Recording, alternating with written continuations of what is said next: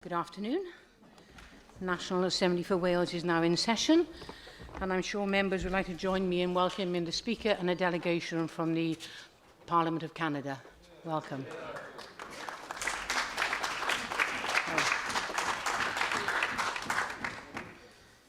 They've said we're so well behaved they come to watch how we do it. Okay. So the first item this afternoon, questions to the First Minister, and question one is William Powell. Will the First Minister please make a statement on the relationship between food production and the rural Welsh economy?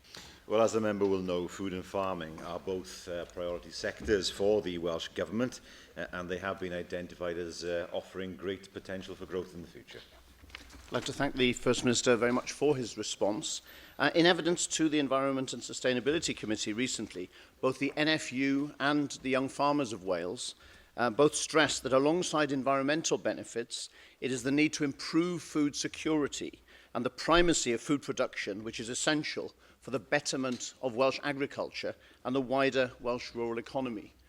First Minister, would you agree with me that food production must maintain its primacy within the whole field of agriculture during the coming CAP period, and what interventions are you prepared to undertake to ensure that that's the case?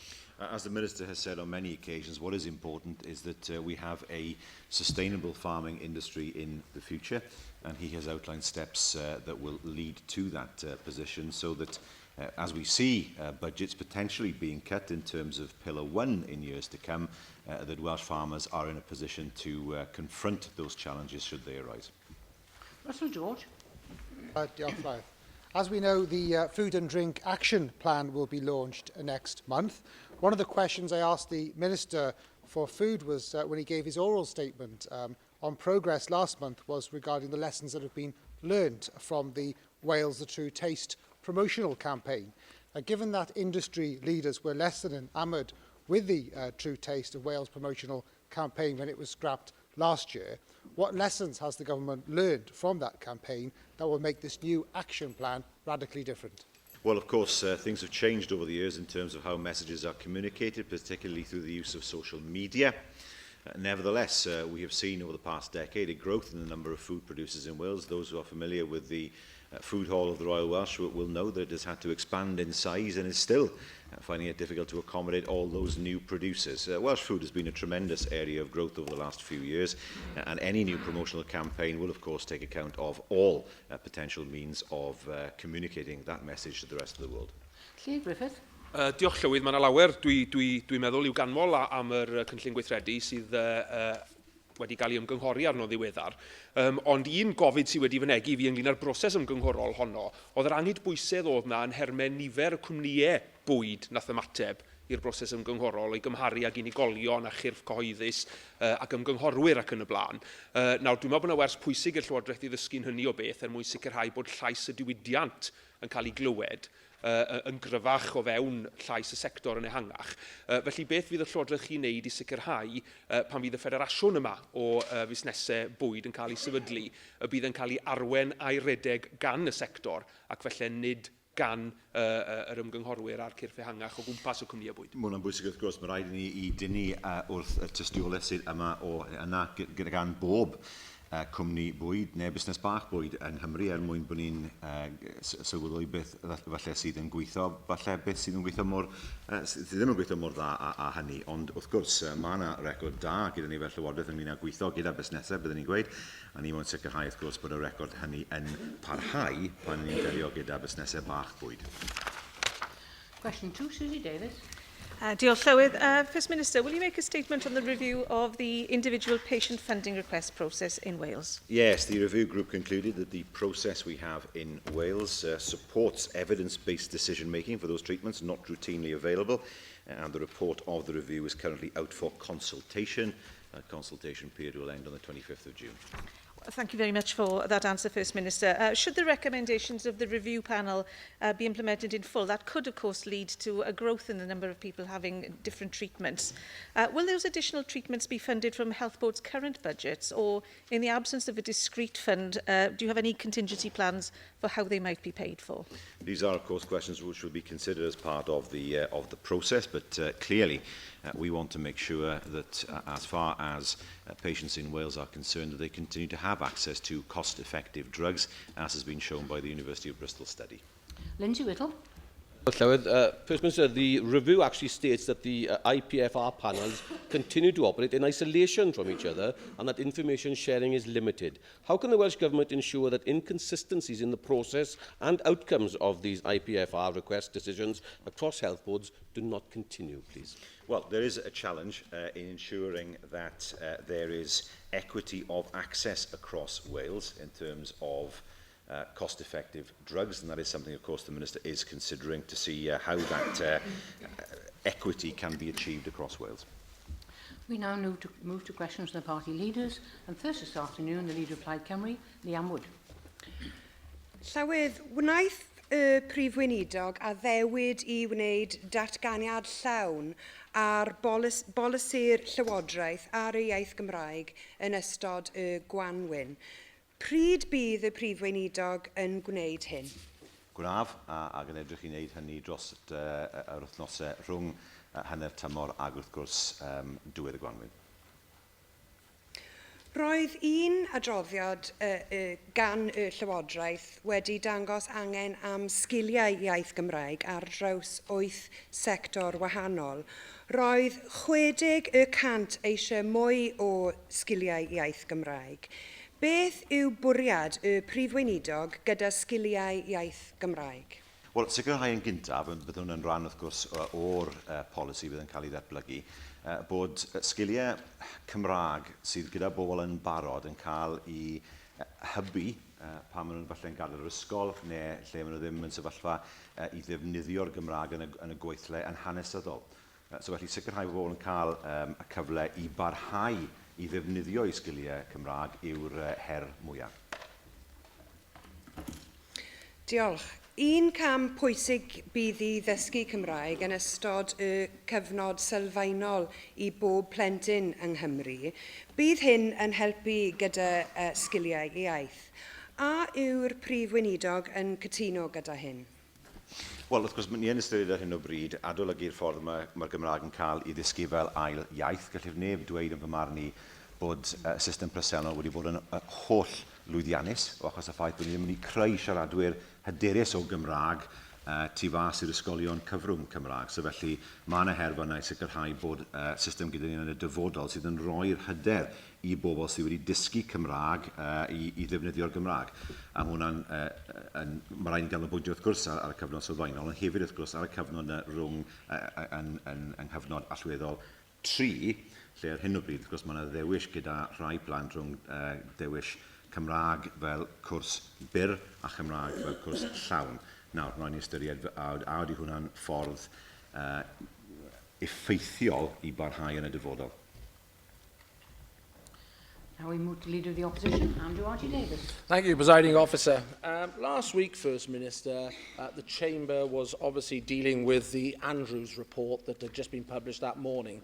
In the last 7 days, everyone has had the opportunity to read in detail the findings of that report, and I'd like to pay tribute to Gareth Williams and his colleagues who are in the gallery today for the actions that they have taken. But one of the key lines in that report was saying that the Health Inspectorate Wales had not seen or reported on what could have been a highly visible issues of poor practice.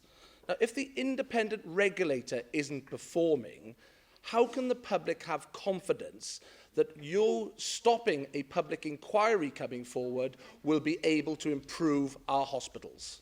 Well, as he will know, this is an issue that the Health Minister is examining. Health Inspectorate Wales was a body that we inherited. It was not set up by the Welsh Government. There are clearly issues that need to be resolved in terms of the way that it operates, and the Minister, of course, has already mentioned the fact that there will be spot checks in the future, because it's important that the issues that have been identified in the report are issues that are examined in every hospital in Wales, and that is exactly what the Minister intends to do. Well, with respect, as has come out, we realise those spot checks were announced some 2 years ago, and the Welsh Government has been in being since the start of devolution 1999, and you say that you inherited that organisation.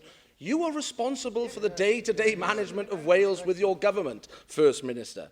The report also highlighted about how, if some hospitals were to say we were sometimes unable to feed frail and elderly patients, families could take their own action by bringing in and preparing meals or setting up a volunteering system.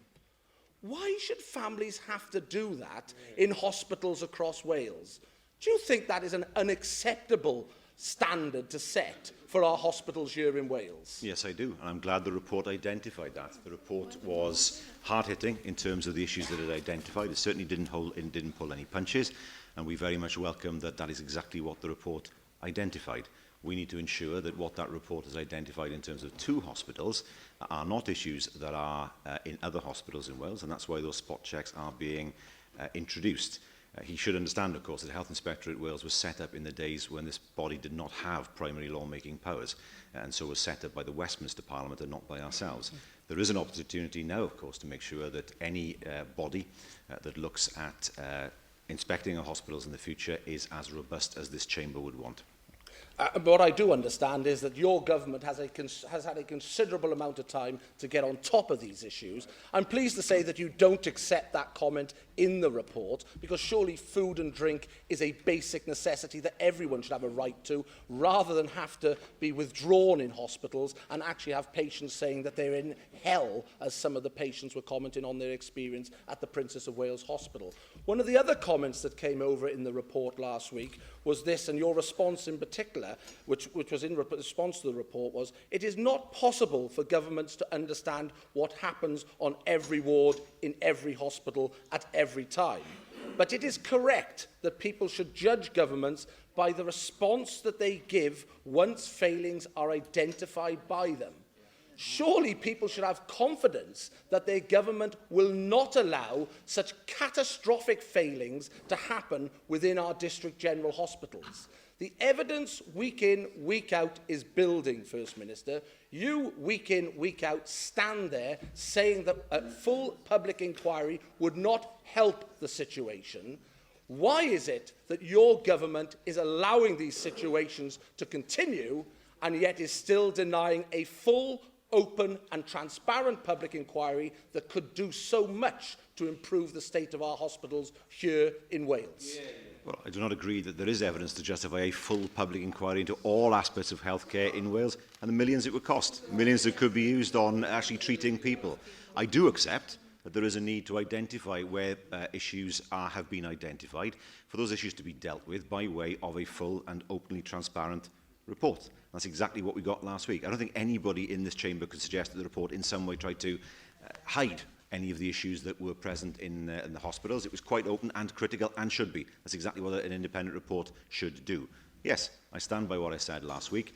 The Health Minister has already outlined what we will do as a government to deal with the issues that have been raised in that report. And yes, of course, members can judge us in time on how we have handled those issues. It is important, as I've said, that spot checks are introduced across all hospitals in Wales, because, as he rightly says, the public of Wales deserve to have confidence. But that is the difference between ourselves and his party. We confront these problems openly. His party hides them in England. We now move to Leader of the Welsh Liberal Democrats, Kirsty Williams. Thank you, Presiding Officer. First Minister, over 12 months ago, your government announced a new chapter in the careers service in Wales, heralding a more joined-up, refreshed and revitalised career service designed to deliver a personalised approach to careers information, advice and guidance. Could you tell us, please, how you feel that this new chapter is progressing? It's early days yet, and clearly there's still work to be done in order to make sure that the full range of careers advice is available to all our school students in Wales and indeed our college students. Today, First Minister, we've seen the latest in a report from Esting warning about underperformance in the education system, and one of their criticisms today is that careers advice is out of date, it is too generic and comes too late for many children. And that comes despite your announcement last year that it would be personalised and refreshed. In fact, that comes despite a review into the career service by your government in 2004, another one in 2007, one in 2009, and one in 2010. Given that we've had all of these reviews and promises about a refreshed career service, when will young people in Wales be able to get access to the tailored careers advice that you have continually promised but not delivered? There have been issues with giving careers advice in Wales over the years, particularly in terms of the sometimes unjoined-up way, if I can use that phrase, in which that has been done. But of course, from our position, we want to make sure that careers advice is robust, and we will, of course, take account of Estin's report to see how that advice can be strengthened in the future. The report from Estin today goes on to say that despite very welcome improvements in attendance and a fall in the number of exclusions, half of all pupils still do not attain a good English or Welsh First Language GCSE or a Maths GCSE. When will the Welsh Government ensure that all Welsh children leave Welsh schools not only with correct careers advice, but the very basic qualifications that will allow them to succeed in this world?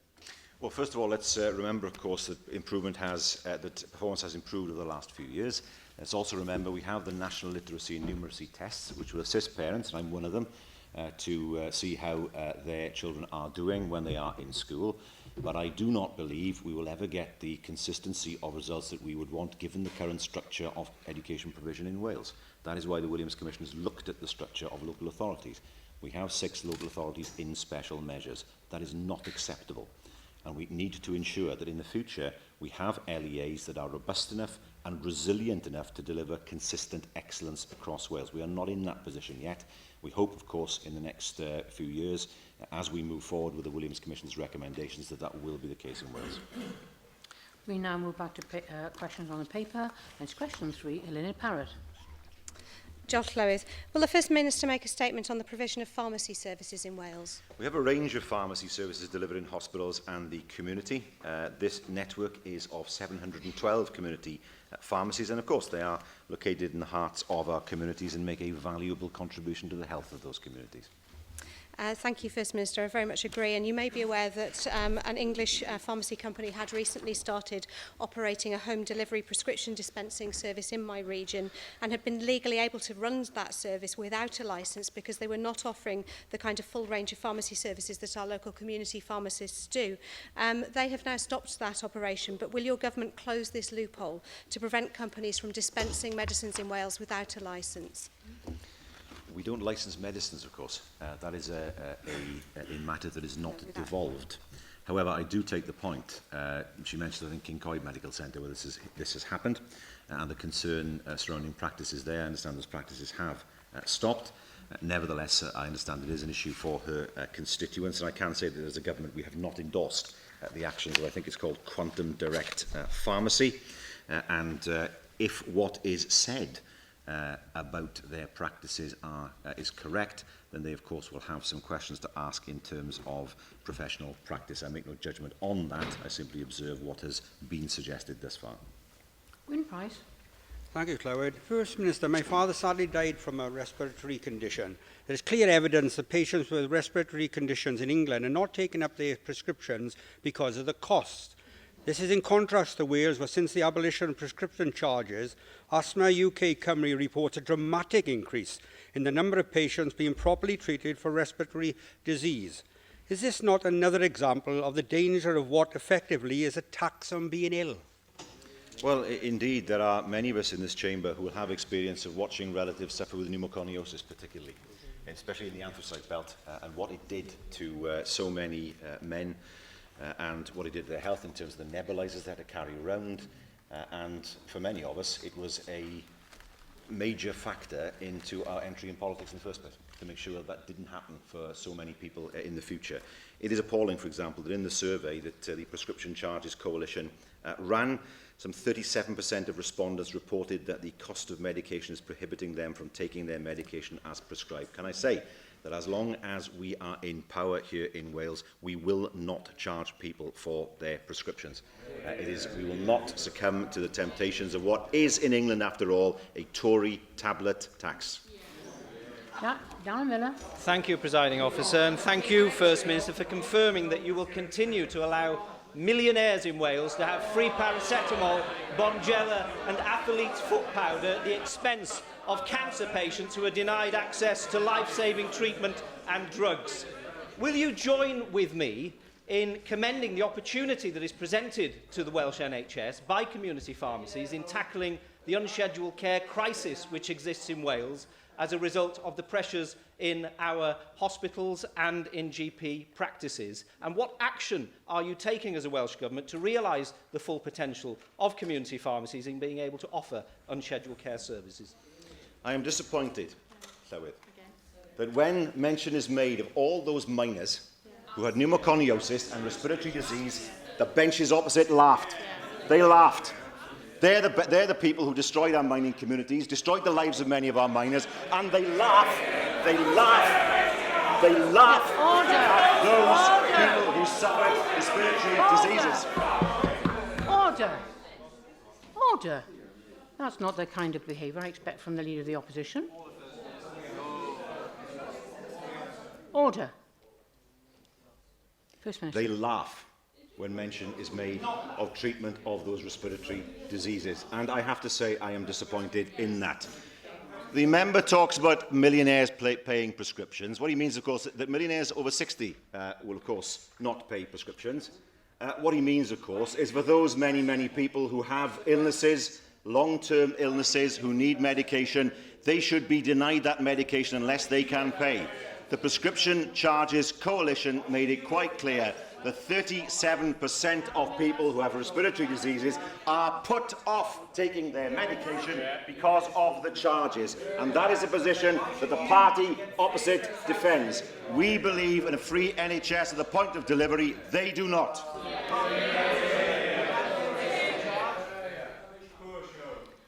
Alan Fred Jones. Mae rhywun yn gofod trefnu i fod yn sawl wythnos ymlaen llaw mwyn gweld doctor ar amser, dyddi yma'n rhy aml. Ond dyna pam mae gwasanaeth fferyllol wrth gwrs yn y gymuned yn eithriadol o bwysig o ran rhoi cyngor.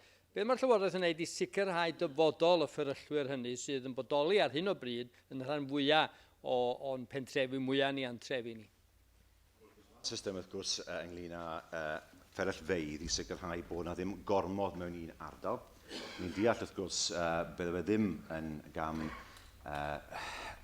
fuddiol iawn, fferyllfeydd bach yn cael I colli mewn ardal ac wrth gwrs bod yn gwybod teithio felly I gael moddion rhywle arall. So felly ni wedi bod yn gryf ynglyn â chefnogi fferyllfeydd cymunedol mwyn sicrhau wrth gwrs bod I gwasanaeth nhw ar gael yn y cymunedau sydd eisiau nhw.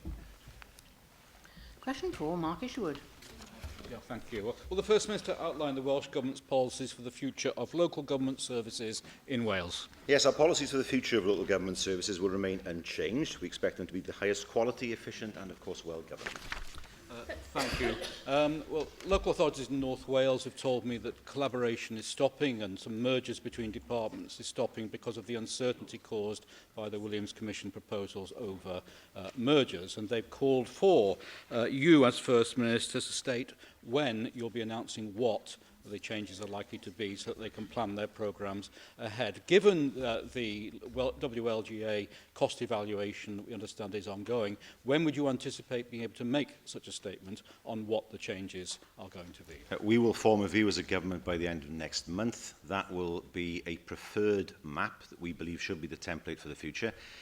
That cannot, of course, be taken forward through legislation.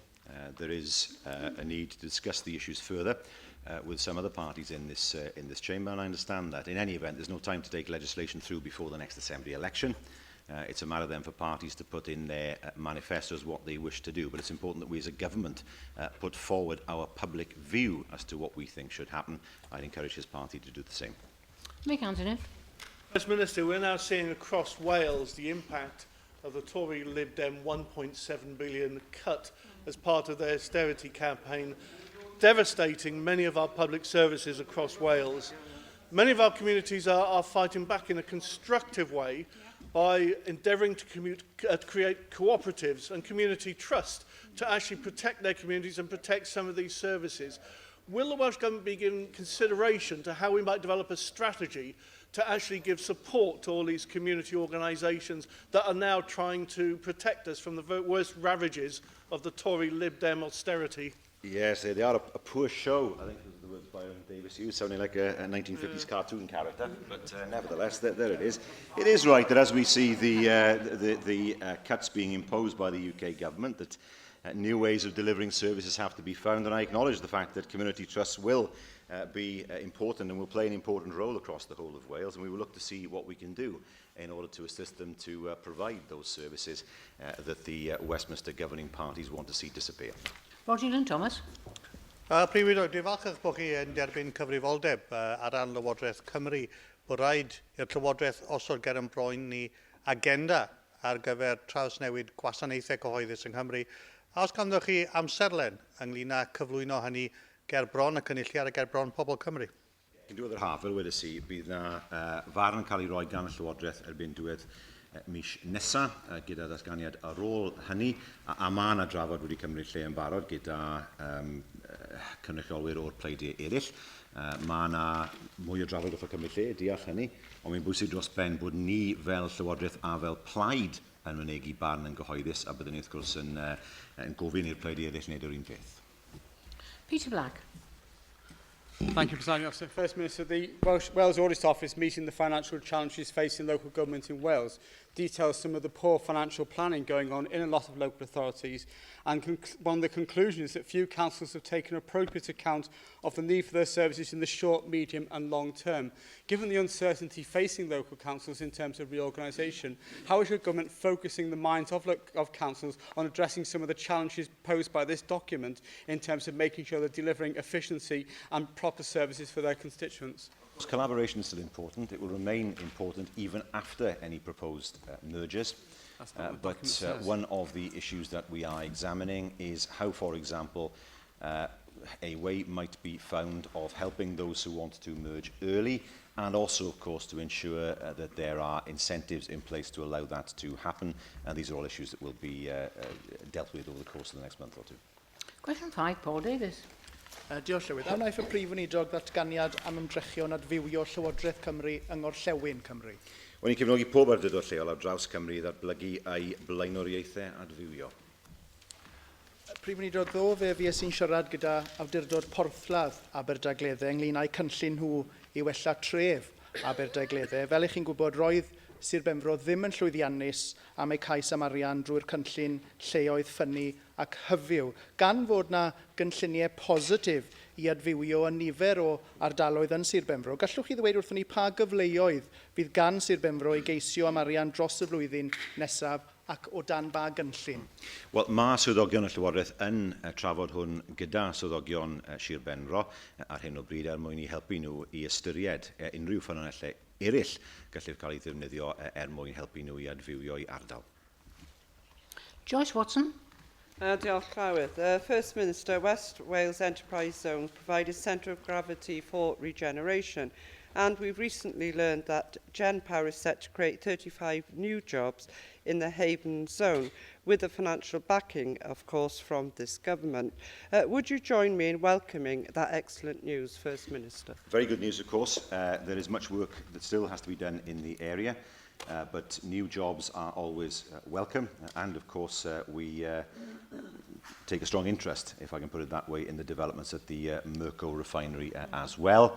That is something that I've taken a personal interest in terms of examining what is happening there, and as a government, of course, we will offer all the help that we can in order to ensure a successful outcome for the people of that area.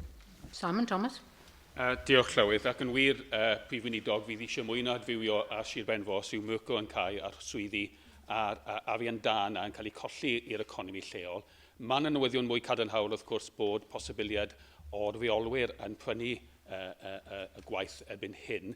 Am ha ffordd ych chi'n gweithio gyda ceisiadau'r math, wi deall bod mwy nag un cais o bosib, ac am ha ffordd felly mae Llywodraeth yn gallu gweithio i sicrhau bod pob flwyddyneb i rywun i brynu y byrfa a cario ymlaen gyda'r gwaith.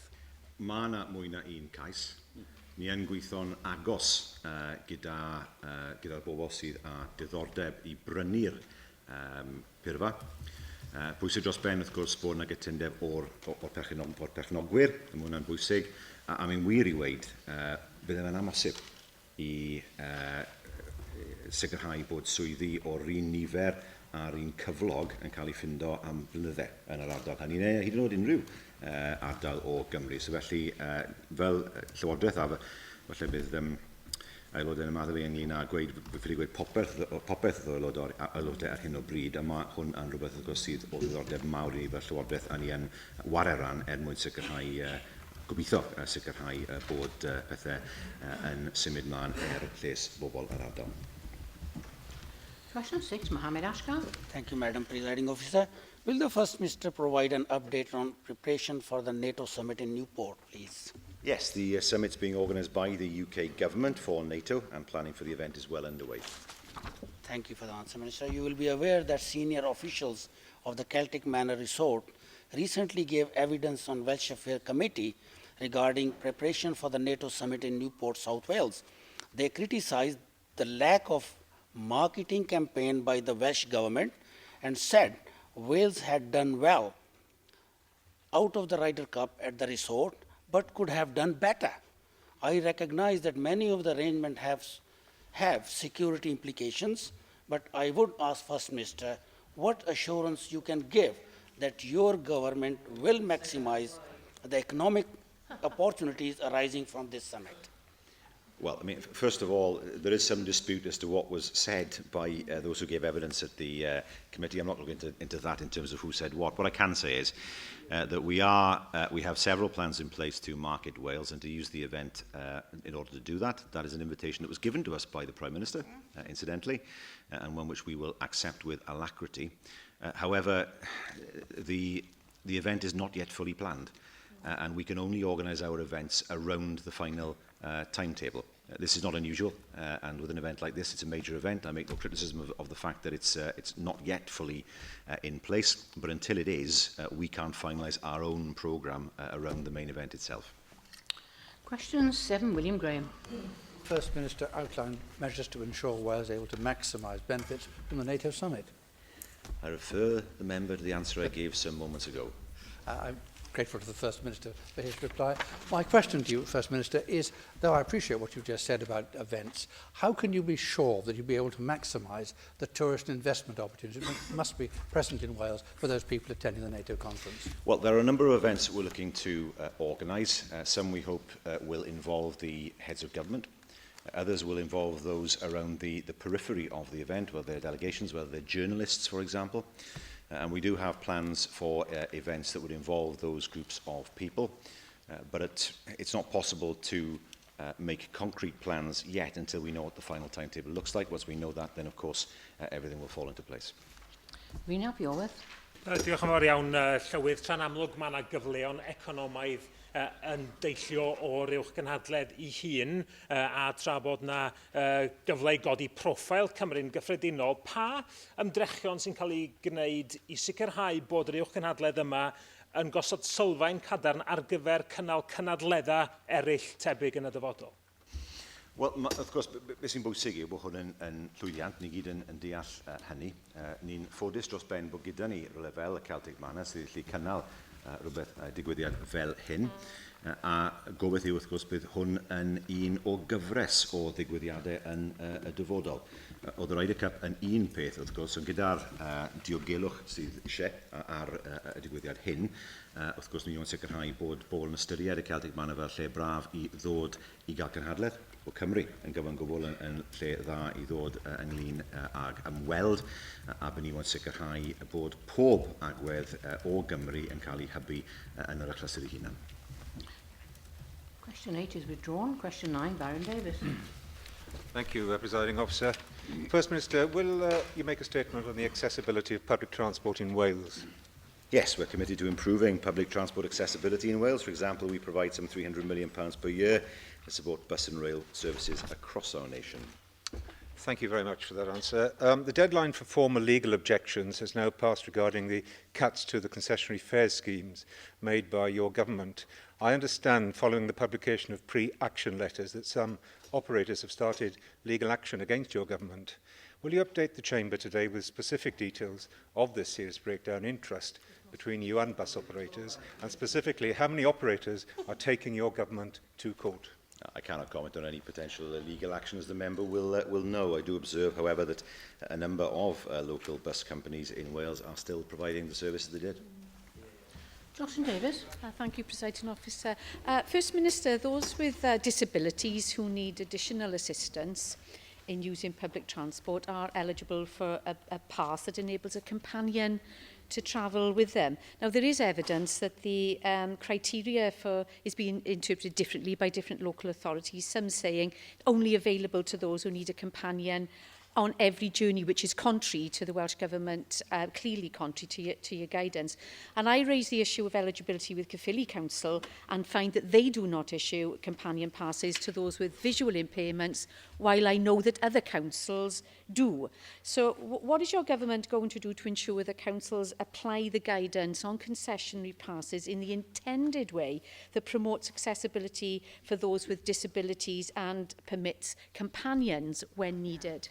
There should be no difference in terms of interpretation. There should be no difference in terms of service provision for those who require companions. I will ask the Minister to write to you with information on what we will do in order to ensure that there is that level of consistency that people would expect.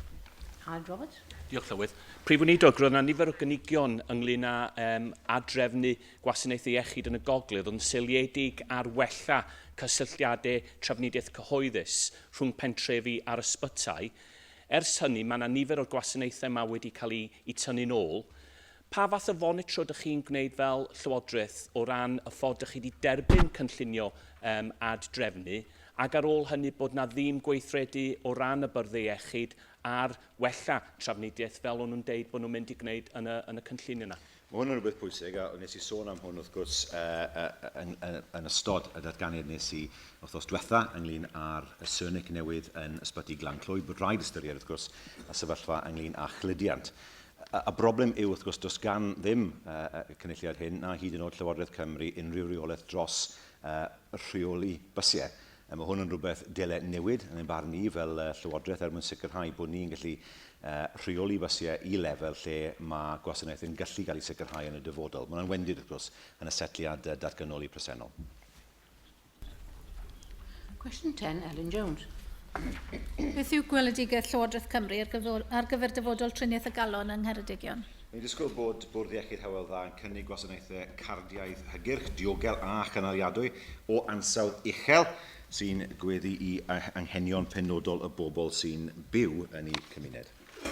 Prif Weinidog, dydd Iau fe fydd Bwrdd Iechyd Hywel Dda yn trafod canoli gwasanaethau ymgynghorol cardioleg o Fronglais i Aberystwyth, o Fronglais i Glangwili, a hyn yn cael ei wrthwynebu gan y farn feddygol yn Fronglais. Nawr, dwi ddim yn disgwyl i chi roi barn fanwl ar yr argymhelliad hyn, ond dwi yn gofyn i chi gydnabod fod hi'n bwysig fod pobl Cymru yn byw o fewn cyrraedd teg i wasanaethau sy'n medru achubu bywyd nhw, ac os ydy Bwrdd Iechyd fel Hywel Dda yn cymryd penderfyniad mor bell gyrhaeddol a hyn, fod unrhyw benderfyniad fel hyn yn destun i ymgynghori llawn gyda cymunedau lleol yng Ngheredigion, Meirionnydd a Maldwyn yn yr achos yma. Hanod o bwysig, wrth gwrs mae rhaid i'r Bwrdd Iechyd i ystyried diogelwch ynglyn â gwasanaethau maen nhw'n rhoi mewn i ardal, ond hefyd wrth gwrs mae yna arolygiad wrth gwrs sydd wedi cael ei groesawu gyda ni fel Llywodraeth, ac wrth gwrs dyle'r Bwrdd Iechyd i sicrhau bod yn ymateb i'r adolygiad hynny yn fuan. Byddwn ni ddim yn erbyn unrhyw fath o newid parhaol i ddigwydd heb ystyried ar arolygiad hynny, ac wrth gwrs mae'n hanfodol o bwysig bod nhw'n ymgynghori gyda'r gymuned leol. Bydd hwnna'n rhywbeth byddwn ni'n erbyn wrth gwrs y Llywodraeth. Paul Davis. Diolch Llywydd. Fel yr aelod dros Geredigion, dwi'n rhannu ei phryder ynglyn â chanoli'r gwasanaethau yma, oherwydd bydd hyn yn hefyd yn cael effaith enfawr ar fy etholwyr i. Mae hyn yn dangos unwaith eto fel mae'r bobl dwi'n ei gynrychioli yn ogystal â phobl Ceredigion yn mynd i orfod trefeili ymhellach am wasanaethau iechyd. Ydy hyn felly yn enghraifft arall o fel mae gwasanaethau iechyd yn diflannu o Sir Benfro dan eich Llywodraeth chi? Mae'r cwestiwn ynglyn â Cheredigion a triniaeth y galon wrth gwrs, so na. Nod ni fel Llywodraeth yw sicrhau bod gyda ni gwasanaethau sydd yn saff, yn ddiogel, ac wrth gwrs mae hwn rhywbeth wedi gweud sawl gwaith yn y siambr hyn. Wrth gweud hynny, wrth gwrs, byddwn ni'n erbyn i unrhyw ymateb i'r arolygiad yn Cheredigion i ddod o'r Bwrdd Iechyd, ac wrth gwrs bod yna ymgynghoriad cyflawn yn cymryd lle gyda bobl lleol. Question 11, Kirsty Williams. Thank you, Presiding Officer. Will the First Minister make a statement on the implementation in Brecon and Radnorshire of the Welsh Government's guidance on setting local speed limits in Wales? Yes, the guidance is being implemented across all counties in Wales, and the speed limit reviews are due to be completed by the end of this year. Thank you, First Minister. The guidance that was issued by your government in 2009 stated that the views of local communities should be taken into consideration when speed limits on trunk roads are set. As you've said, the desk exercise is to be concluded by the end of December this year. Could you confirm that government officials have taken the trouble to ascertain what the views of local communities are before those reviews are completed? I'm aware of at least one community council that has long-standing concerns about trunk road speed limits in its areas that have had no communication from your officials regarding this process at all. Well, yes, I expect there to be a level of consultation. Of course, I can say that in terms of her constituency, a speed limit review has been conducted at Senny Bridge and at Llawel. The speed limit reviews on Trecastle and at Llanspyddid on the A40, of course, are underway. And there will be a further review at the Graigorch, Pantasgallog and Sela Benz. These are issues, of course, which require periodic review. The views of those living locally are, of course, important, but, of course, there are other factors such as road safety which need to be taken into account as well. Nick Ramsey. Thank you, Presiding Officer.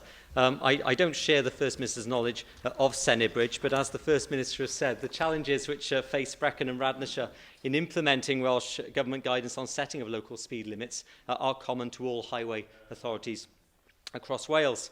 How is the Welsh Government making sure that local authorities adhere to the guidance on repeater signs for 40 and 50 mile/hour roads, the small road signs between the initial 40 mph sign and then the national speed limit sign, or whatever the sign might be later on? According to the guidance, and I know the guidance has changed in terms of 30 mph roads and 20 mph roads, but in terms of the guidance of 40 and 50 mile/hour roads, these repeater signs should be spaced at regular intervals, but all too often, particularly in rural areas, they're missing and local authorities don't replace them in a reasonable time span. Can you tell us what you're doing about this breach of the highway code guidance and your own guidance? Well, just to make things clear, we as a government are responsible for setting speed limits on the motorway and the trunk road network. Local authorities are responsible for determining speed limits on the local road network. The last guidance was published in October 2009. All highway authorities in Wales have been asked to review the speed limits on their A and B roads by the end of this year, and that did include the trunk roads as well. As a result of the review that has taken place, then, of course, we can take a further view as to whether strengthened guidance is required. Question 13, Lynn Eagle. Well, the First Minister... Sorry. 12. Question 12, Russell George, I beg your pardon. Diolch, Presiding Officer. Will the First Minister make a statement on the Welsh Government Will the First Minister make a statement on how the Welsh Government is supporting credit unions in Wales? Yes, funding of almost £1.9 million has been committed to support credit unions over the next 3 years. Thank you, First Minister, for that response. Regarding that 1.9 million, Havrin Credit Union in my constituency have been told by the Welsh Government officials that they are not entitled to any of that money, and they tell me that they've had no explanation as to why that decision has been made. The government does talk about growing a sustainable community-based network across Wales, so why is Havrin Credit Union being denied access to this new source of funding? Well, I'm not sure they've been denied access. I need further clarification on that. I understand that Havren were awarded funding from the Welsh Government for the period up until September of this year, but due to lower than predicted growth rates over the past years, they have now requested further funding. I'm happy, of course, for the member to write to me with further information, and then, of course, he will receive a response. Question 13, Lynn Eagle. Will the First Minister make a statement on post-16 education in Torfaen? Yes, discussions are taking place around the best model for the future delivery of post-16 provision in Torfaen. My officials are in consultation with both Coleg Gwent and Torfaen itself. It's important, of course, that an appropriate and affordable option for delivery is agreed between the local authority and the college. First Minister, I know that you're aware of the long-standing lack of A-level provision for students in North Torfaen, and I'm sure you'll agree with me that a solution is now well overdue. Along with other key local stakeholders, I've met with the Deputy Minister for Skills and Welsh Government officials on a number of occasions to try and map out a way forward, and I'm very grateful for the personal commitment he's demonstrated to finally resolving this issue. With the situation now reaching a very crucial stage, will you do everything you can as First Minister, both to influence and encourage all those involved to reach a deal that will finally give all young people in Torfaen access to the 21st century education they deserve? Yes, of course, that commitment is there from the government, and that commitment, of course, can be given by the Deputy Minister for Skills to help to find a solution for the post-16 education situation in Torfaen. The final decision, of course, is the responsibility of both the local education authority and colleague Gwent. But, of course, as a government, we are there, and the Deputy Minister is there, of course, to look to facilitate an agreement if that is possible. William Graham. Officer. In a joint letter from colleague Gwent and Torfaen Council in January of this year concerning post-16 education in Torfaen, they stated the belief that Torfaen has been less than well served in terms of Welsh Government capital investment in post-16 education, and broadly asked for this to be reflected with regard to a new build campus at Cwmbran. First Minister, can you indicate when that might actually happen? Well, it's a matter, of course, for a bid to be placed before us as a government, and for that bid to be assessed. There can't be a bid for capital investment until the final decision is taken as to the structure of post-16 education. Once that's done, bids, of course, can then be entertained. Question 14, Jenny Rathbone. Diolch. What is the Welsh Government doing to promote sustainable urban development? Well, our £100 million Vibrant and Viable Places programme is supporting a town centre approach to regeneration, taking account, of course, of key considerations such as housing and transport, whilst reinforcing historic, cultural and environmental assets. Thank you, First Minister. I am, of course, delighted that Cardiff has been awarded Sustainable Food City, and I'm sure there'll be lots of excellent work arising out of that as soon as the coordinator takes up her job. What work is being done to ensure that local authorities are aware of the opportunities arising from Europe and cooperation across Europe around achieving a better, more sustainable cities? As there's lots of cross-territorial initiatives that could be funded, which is not necessarily being accessed at the moment. We have been working with the WRJ and with local authorities and have started developing a series of integrated sustainable urban development proposals which bring together a range of infrastructure opportunities in key areas of interest, for example, urban and town centres, tourism and natural resources. During the next few months, we will be discussing these with WEFL with a view to securing funding for their delivery during the course of the current EU programme. Andrew Archie-Davis. Thank you, Presiding Officer. First Minister, urban development obviously is governed greatly by the planning system. Your government is proposing to bring a new planning bill forward. Can you confirm that that bill is still on target and confirm the date when the Assembly will be considering that bill? Yes, that bill is on target and will be introduced soon. And finally, question 15, Julie Morgan. Thank you, Presiding Officer. Will the First Minister make a statement on the benefits to Wales of the UK's membership of the European Union? Of course, it's something I've said on many, many occasions. The EU benefits Wales in many ways, including structural funds, common agricultural policy, and, of course, unfettered access to the single market. Our economic interests are firmly linked to UK membership of the EU, without which we would find ourselves in a perilous economic position. I thank the First Minister for that response. Would the First Minister agree that, as well as being so important economically, the European Union has been a huge force in ensuring that women have rights in their work and in their family life? And in particular, if you look at the issues of maternity rights, parental leave, rights for agency workers, and equal rights for part-time workers, wouldn't you agree that the EU is a great force for good? Absolutely. As does she. The same tradition that suggests that workers' rights are paramount and should be, in an ideal world, the same throughout the world. And so the harmony that has been introduced partially, if not wholly, by the European Union is something that I very much welcome. Nick Rampton. First Minister, what is the Welsh Government doing to make sure that the next round of European structural funding, European funding, is far better spent than funding to Wales has been spent in the past. Parts of West Wales and the valleys are once again qualifying and are poorer than parts of Poland. That's not a good legacy, is it? Will you please make sure that future funding is better spent so that those benefits you talk won't be fully realised? Well, GDP has improved, we know that, as of course as GDHI. If you look, for example, at the Swansea University campus now being built partially European money, if you look at Superfast Cymru, that would not happen without European money. If you look, for example, at Jobs Growth Wales, all these programmes are funded partially or wholly by European money, without which the programmes could not be delivered. I do not accept that money has been spent unwisely, and you can go around Wales to see how the money has helped people and helped institutions to deliver for people. It is our hope, of course, that we don't qualify for the highest level of structural funds post-2020, but of course we want to see transitional funding in place. The worst possible outcome, of course, would be for the UK not to be a member of the EU, and therefore Wales not, in which case the amount of money will be far reduced or even not there at all. Thank you, First Minister. We now move to item 2, which is